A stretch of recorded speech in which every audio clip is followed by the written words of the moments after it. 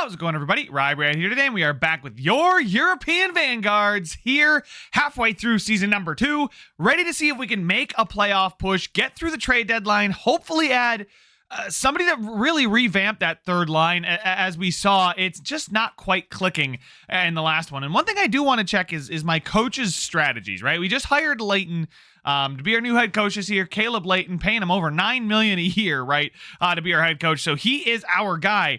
But his strategy, I mean, what does he do? He rolls all 4 forward lines. And I find that funny that he rolls all 4, because we can see a clear split in points between the top 6 and the bottom 6. Now, again, we are not a team that I think is super dominant or deep, but I think we're a quality roster right now. So, I mean, you can see literally there's a 11-point fall off, and I don't know if the same thing can be said about ice time. Yeah, I mean, look we go from 18 minutes to 13 minutes for Daniel Sprong here. I mean, these guys are just not getting time here on the third line, so it's tough for them to put up points because we're riding these guys at the top. Teravainen, Tarasenko, Kondratiev are all playing over 20 minutes a night, 18 minutes a night for Barbashev, Hoglander, and Capo Caco. But then Jesperi Kotkaniemi, who we brought in last year to potentially be, you know, a strong contributor for us, is just not quite doing that. He doesn't really fit with the new coach's scheme, but I still think on paper he's good enough. Sprong then, as the goal scorer here, I think he's great, right? And then that leaves Nino Niederreiter, who honestly at 32 is losing morale because of ice time, does have an extension that's kicked in, but if we can maybe flip Niederreiter for a great two-way winger potentially, I feel like that could really bolster that third line, or a defensive power forward. So that might be something I look to get done here soon.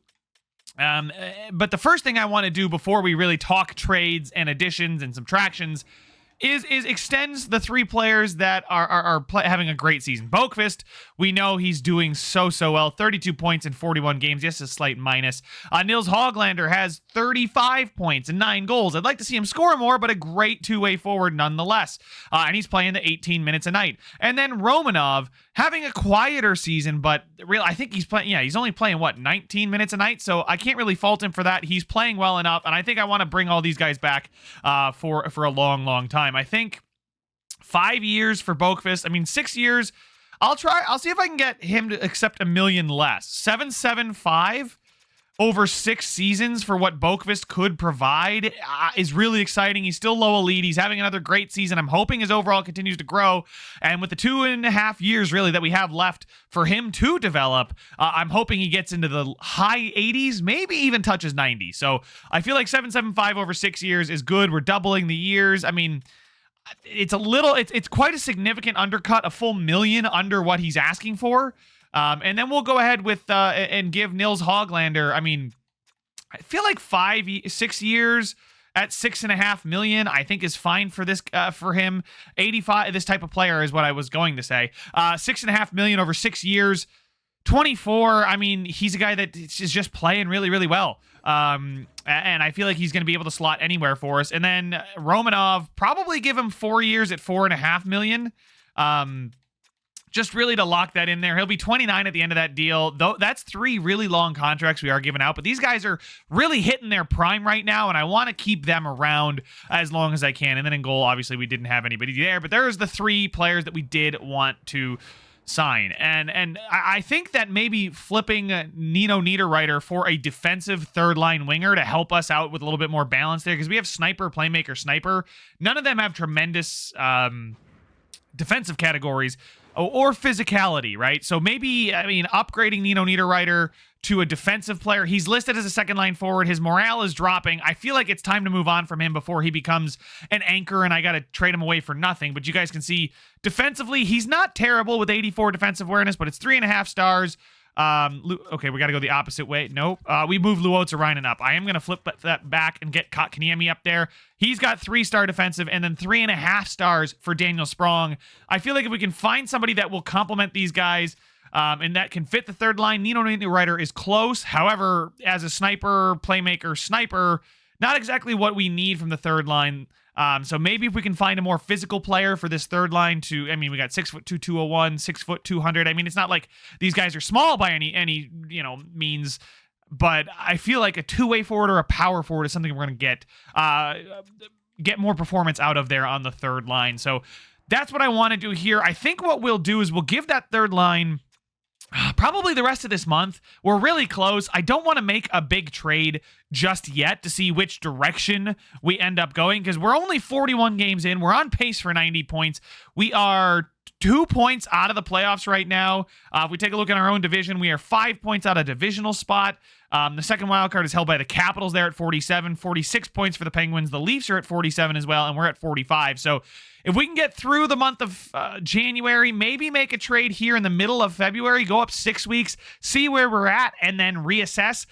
That's what I want to do before I pull the trigger. Because if we all of a sudden bottom out, it might not be worth it giving up any kind of assets to really push for the playoffs. But I do want to make the playoffs here in year number 2. So it is something that I would like to accomplish here. So let's go ahead, get the 6-week simulation done, assess the situation there, and upgrade the upgrade that third line. All right, so we already have a response from Boqvist on the contract. I didn't even get a day. Within hours, he is going to take the $1 million undercut. So 7.7 over 6 years for Adam Boqvist, I think is really solid.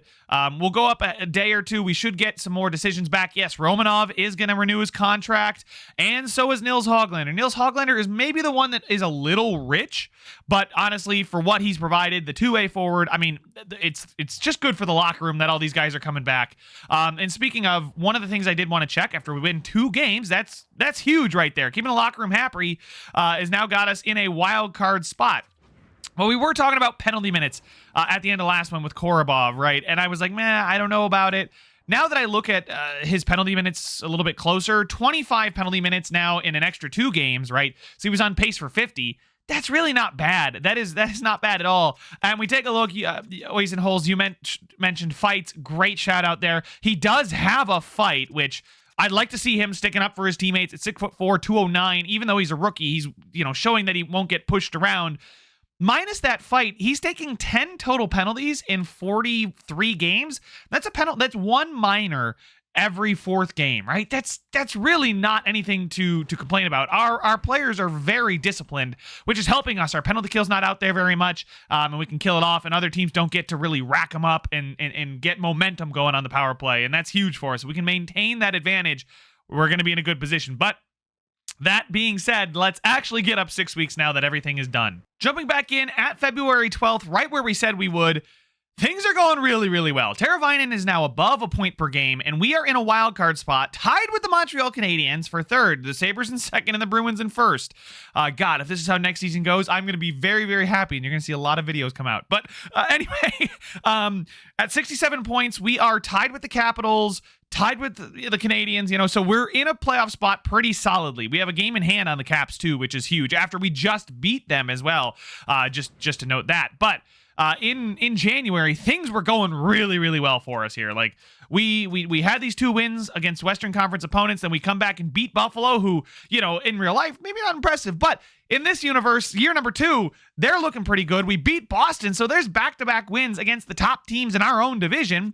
We followed up with a win there against San Jose, beating Columbus 2-1 in a tight one. Yes, they're not a good team, but we still won a game we should. We then finally lose the winning streak after 7 straight games that we won. We lose to Vegas, but that's okay because Vegas is a Western Conference opponent, so we don't have to worry too much about those losses. We bounce back with a win against Philly, who has 16 wins. Philly has 16 wins. Oh my God. 38 points in 55 games is atrocious. Then we beat Detroit, who are right there for a wild card spot. You can see they're right behind the Maple Leafs, 63 points in 55 games. We then, I got a little bit nervous that we were going to regress pretty hard, losing to Montreal 5-4 in a tight one, and then against the Colorado Avalanche. But technically, those are 2 good teams. Finally, we cap it off with a win against a Lightning team that just fired their head coach, by the way. So did the Ottawa Senators. So you can see that those 2 teams are very, very, very bad this year. They're struggling. We beat Vancouver, and I consider that a quality win. They have 60 points, sure. Our division is a nightmare. Our conference is a nightmare. Good God, the West is easy. The East is where the talent's at, apparently. And then the Washington Capitals, like I said, they're in a wild card spot. So things are looking really, really good. Let's take a look at the players, because maybe moving on from Nino Niederreiter isn't a necessity. As you guys can see, Teuvo Teravainen, the star of our team, still doing so well. He's got 56 points. Barbashev has 29 goals on that second line. And then Kondratiev has 27 goals on the top line. You can see his shooting percentage has definitely improved, right? I think he was shooting about 8% at the end of the last one. 11.4%, and I think it's only going to get higher. He's now an 89. He was an 83 like a month ago. What? He has just skyrocketed. Hold up. What? No wonder why we've all of a sudden ascended. He decided to have a breakout time here. Now he's an 89. He is up to an 89. Is that morale? I mean, it's kind of morale. The team performance management, individual performance. He doesn't love his teammates, but he likes Kotkaniemi, so maybe don't want to move on from Kotkaniemi. He's developed a bunch of X-Factor wheels, shock and awe, relentless, tape to tape, and elite edges. And oh my God, his defensive game has gotten so much better. He's now 4.5 stars there. I wish his puck skills would get a bit better, but his shooting category has gone berserk. 96 wrist shot accuracy, 91 wrist shot power, similar in the slap shot as well, with 95 offensive awareness. This guy is going to be a point machine, and he's only a +3 because he's got to work on that defense, but we got a lot of goal scorers and a lot of offensive talent there. But a +5 for him is massive. So let's continue to take a look at how everyone's done over the last month or so. Because, man, has he grown and flown up. And it's just incredible. Hoglander and Capo Caco both are playing well with Barbashev. That second line is doing its job. A +22 for Barbashev, +15 for Hoglander, and a +15 for Caco, who's still is 84, so I'm hoping to see him grow a little bit. That might be an off-season jump, but 42 points in 55 games with 17 goals is exactly what we wanted. Barbashev is a fantastic piece for the team right now. I'm pumped to have him, right? I mean, he's flying high with his morale. His salary is beautiful for a second-line center, so to have him at second line center with Hoglander, I feel like this line it's getting paid according to what I want it to be. I think it's underpaid, but I'll take that. Kotkaniemi, you can see, I think he improved his plus minus. I can't really remember. Still only playing 12 minutes a night. I'd like to see him play a bit more. Sprong with a -8, and then Nito Niederreiter is even. Luotsa-Rainen, Prota, and Arvidsson. I think it is time to get rid of Arvidsson. I think we need to revamp our bottom six to have it be a little bit more gritty, a little bit more feisty. We've got Prota, who's 6'6", 230. Another guy like him, Luotsa-Rainen, 6'3", 190. So he's only got 4.5 physical, or 3.5 physical category. You can see Victor Arvidsson has 3 stars. Luotsa-Rainen's 3.5. Niederreiter's 3.5, Sprong's 3. Yeah, so we need more physicality and more defense, I think, on the bottom six. Just one more player, probably swapping Nino Niederreiter. He continues to get upset with morale, individual performance management. Like, he's not thrilled. His ice time is just not very good right now. I think I should move on from him at 32. Victor Arvidsson, I'm sure, is experiencing something similar. Yeah, same thing for him. So I think I need to find 2 bona fide bottom 6 wingers that can provide us stability and depth, and we'll be happy in that role. Now, Nino Niederreiter is playing fine, so I'd like to not send him to an Eastern Conference opponent. But I do think that those 2 guys should be moved on from. And then Adam Boqvist is rewarding me for that extension, now up to an 85. So I think he's grown. Is he grown? No, I think he was an 85 when I gave him the contract. But either way, fitting that top line perfectly, is looking amazing. +4, 47 points, though, 6 goals as well. Oliver Ekman-Larsson, one of our big offseason signings, doing well. Romanov's now a +1. Korobov has only taken literally 1 penalty in the last 14 games. You love to see that. He's not grown.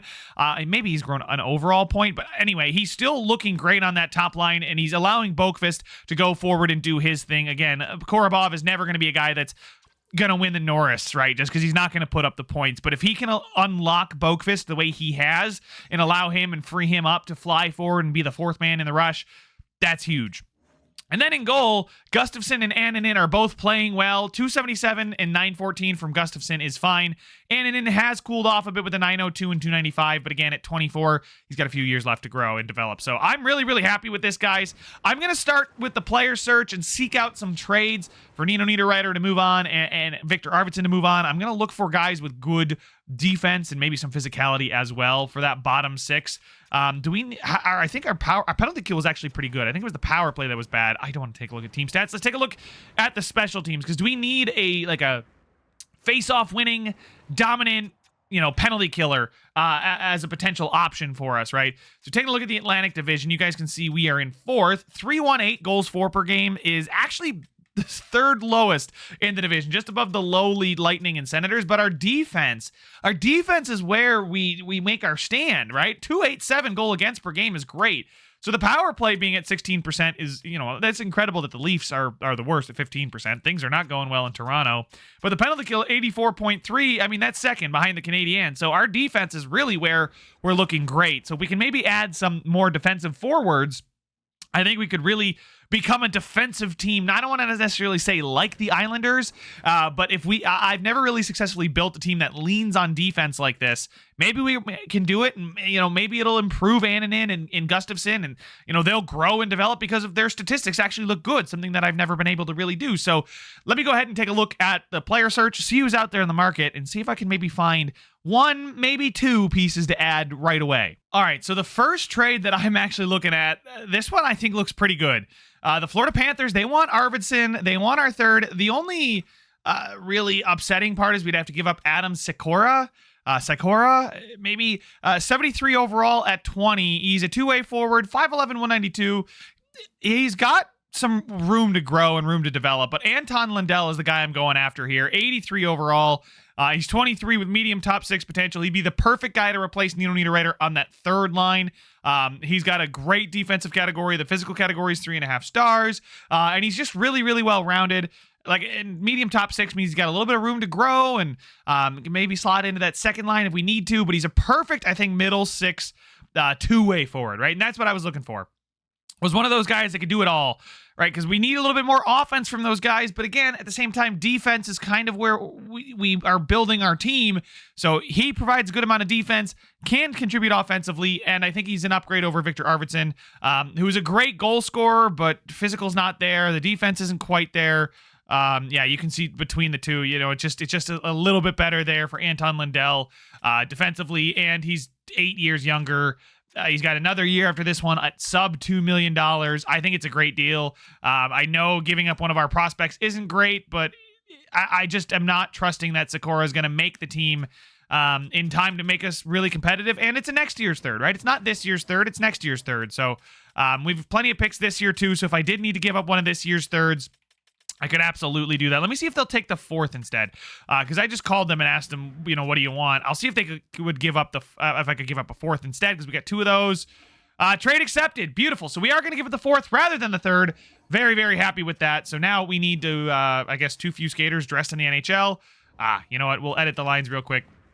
And I'll go find another trade, but I'm thinking of maybe a power forward to replace Nino Niederreiter because, he is a +2 down here on the fourth line. I just really think he's not going to like that at all. But a +1 there because he does fit. Anton Lundell does fit this third line. And as far as faceoffs, he is better at faceoffs. He's got that 80 fit, right? It's just a no-brainer to me. He's the perfect kind of player that we were looking for. And he's not going to get upset with his role because he's, third line scoring forward. He's got the two-way forward with the sniper and the playmaker over there. So I'm really excited with that trade. The fourth line here, maybe we need a grinder, maybe we need a power forward. I don't know. Nino Niederreiter as a sniper. Maybe I want to give him some more power play time. The power play needs a shakeup, right? Nils Höglander, flip-flop him with maybe, we'll see what happens if I go Höglander. And then who is playing here? It is Barbashev, Kotkaniemi, Kakko. And then the defense is Sprong and Brandstrom. Maybe instead of Sprong, I will bring in Nino Niederreiter to play up on that top power play just to hopefully get him some more ice time. We still get the +4. He's a goal scorer. Help him out on that top line there. And then the power play 2 is looking like Kotkaniemi, Barbashev, Kakko. Honestly, I want to give Kotkaniemi time, right? Because he is 24. He's got low top six, right? He's a good playmaker. I'm just not certain that he's going to ever become something. Same thing with Eric Brandstrom. These guys, they look good and they fill a role. So I'm not going to really do too much about it, but for now, I think I'm going to keep Nino Niederreiter. We'll see what happens if he can improve his morale, and then, if he can't, then I may move him on at the deadline. We're only a couple weeks from the deadline. We've played 55 games, I think it is. 56. Where are we at? Let's see. Because we will do the deadline, right? We've got a couple weeks. We played 55 games. We'll see the stats, right? I won't get to the deadline itself.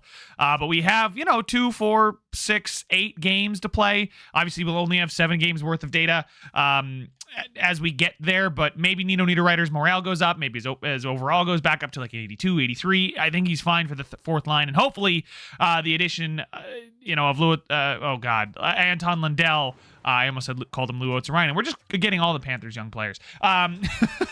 Hopefully that addition does help us out, but let's go ahead and get up 6 games, get to the deadline, and assess the future of Nino Niederreiter. Well, Lundell has only seen 1 loss in a European Vanguard sweater. I mean, obviously we have the travel advantage, when we have these teams coming over, but a 3-2 win there, a 3-2 win there, a 4-3 shootout win, 2-1 win, 3-1 loss. We finally scored a boatload of goals against Edmonton, and then a 3-1 win. Guys, our defense is really shut down. It is a shut-down defensive team. We win games with 3 goals, 4 and 1 against. That's how we do it. But you guys can see we've moved safely into the 3rd spot in the Atlantic behind the Sabres and the Bruins. 1 point behind the Sabres, only 4 behind the Bruins. So the division title is not out of reach.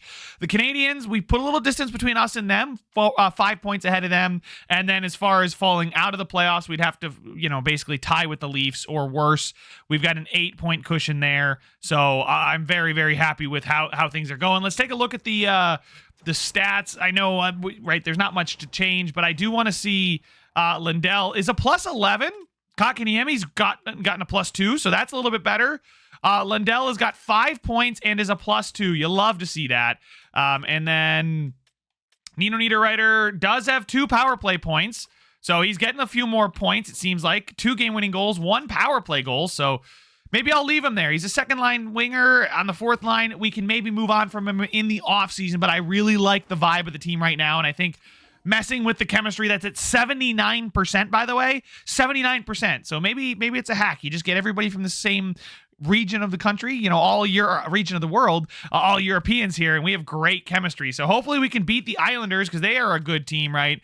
Another defensive stalwart team, 85 points for them. So we're going into the deadline here. I don't expect to be very active with it. It's just not something I foresee us doing. Maybe a conservative buyer. And we'll enter the trade deadline, but I don't really see us doing too much here. I mean, there's Rasmus Andersson, who's 20. Oh my God, Rasmus Andersson, who's 28, 2 years left. They want Teuvo Teravainen, a 1st and a 2nd. I kind of figured it would be a lot of an ask for them. I wish I could just like click on these guys and take a look. We could also acquire ourselves a goaltender with Linus Ullmark, but I guess it's not going to happen. The Coyotes just traded for Karlsson midseason. I got a pop-up, and they already want to get rid of him. That's crazy. I'm glad I can at least see their stats. And the Vegas Golden Knights have traded Cormier, a 3rd and a 4th to the Wild in exchange for Middleton and a 4th. Okay, interesting. I'm going to look through the trade deadline here. If I don't find anything, I'll let you know. I don't really foresee me being too active, but if something pops up where it's a no-brainer slam dunk, I mean, the team is performing well. We're in a really good position. I just don't see me really wanting to make too many trades. Well, guys, I've done some looking around, and really there isn't anything that I would like to acquire. Taking a look at things that maybe I would get rid of is some of these younger players that don't look like they have a future. Don't really have many of those.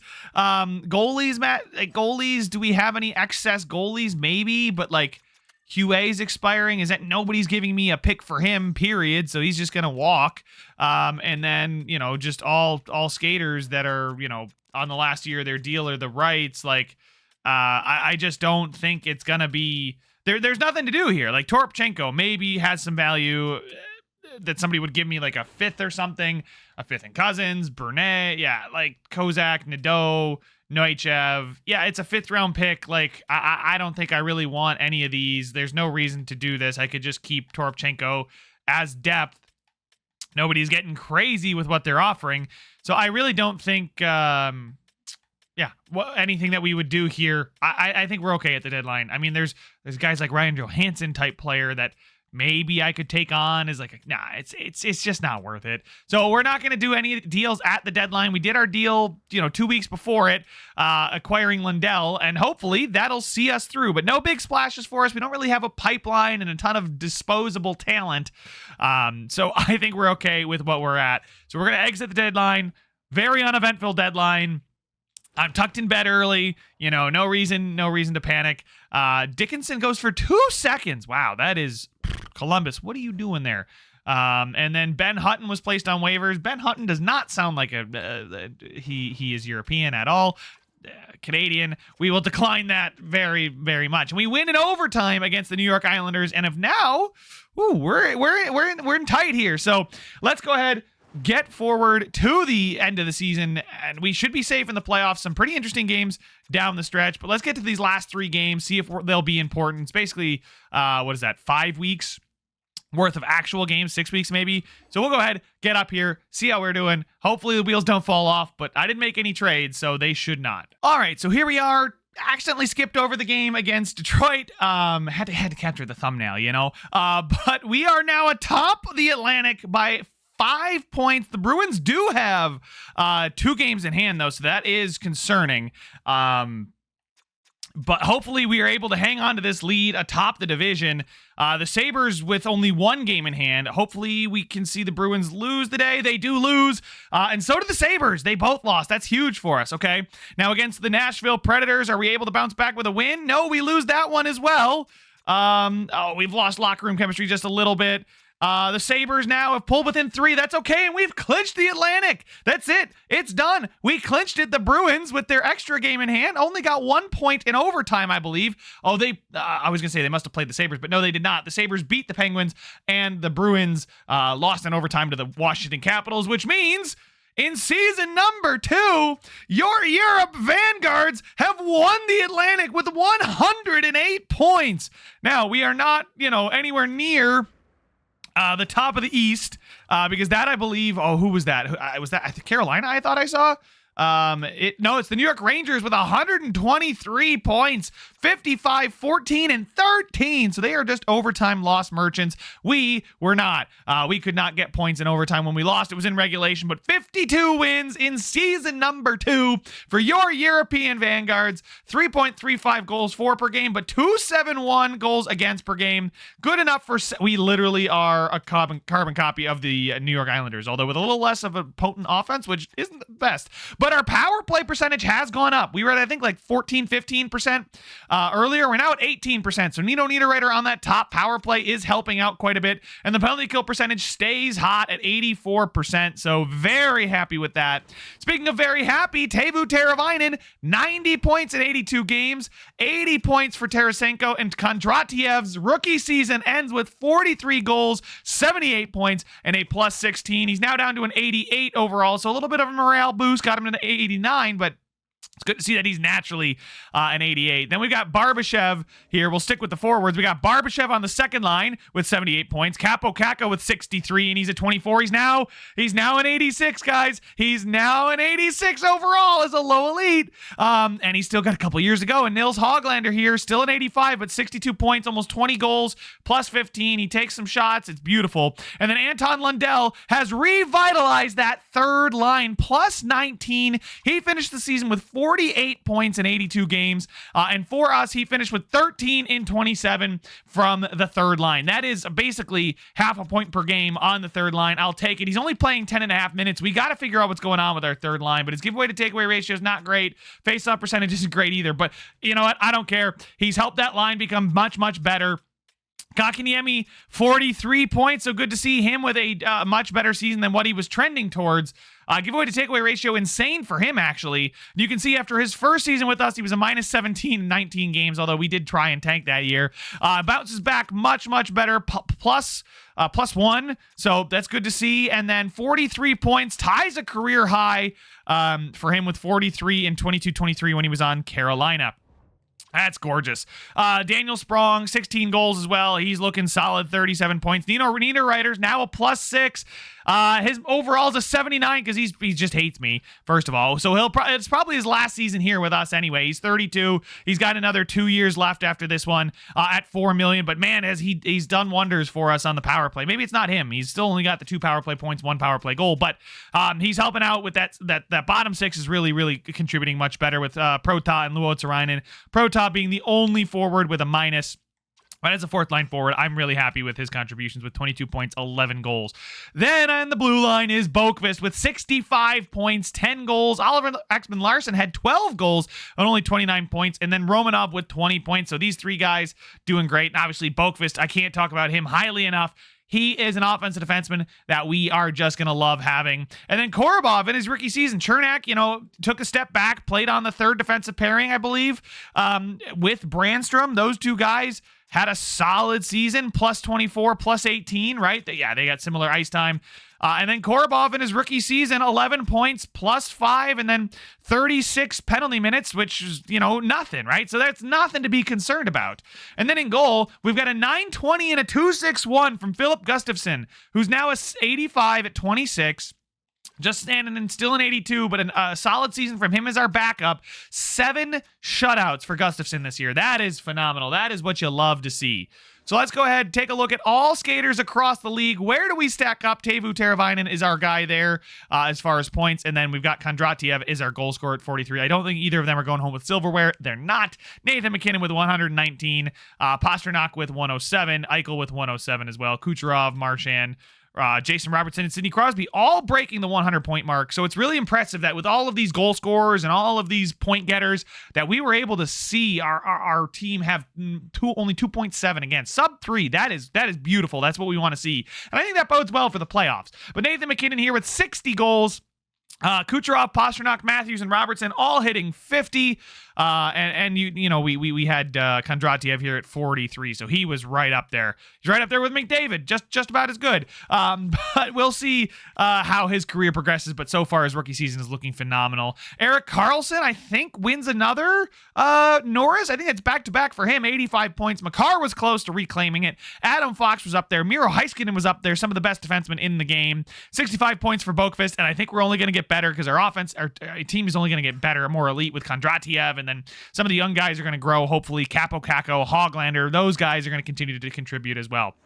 So then in goal, who was the best goalie of the season? It looks like probably Jake Ottinger. No, it's Ilya Sorokin. So obviously the two best defensive teams in the East, their goalies are right up here at the top.